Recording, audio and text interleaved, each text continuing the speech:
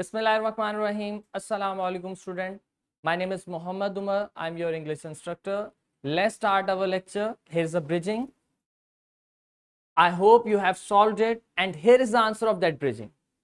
Today we have belief number 26, in which again we have to guess the meaning of the word and phrases in the text.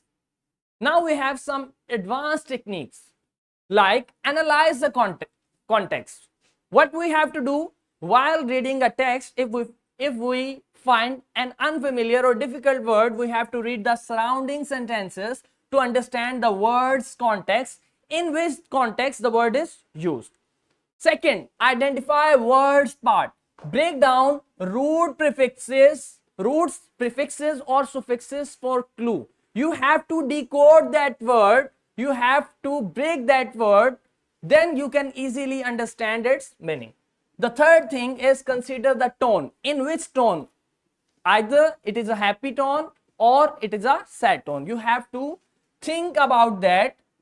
Determine the tone, positive, negative, neutral, to help guess meaning. Then you have to see synonyms or antonyms of that word. Look for a similar or opposite word in the passage.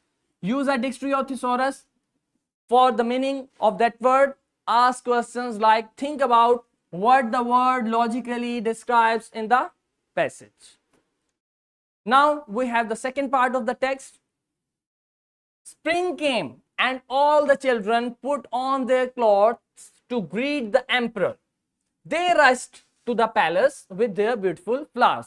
Here the word rushed means to go, quickly move toward the palace with their flowers. I eagerly hope to be chosen. Ping was ashamed of his empty pot. He thought the other children would laugh at him because for once he couldn't get a flower to grow. His clever friend ran by holding a great big plant.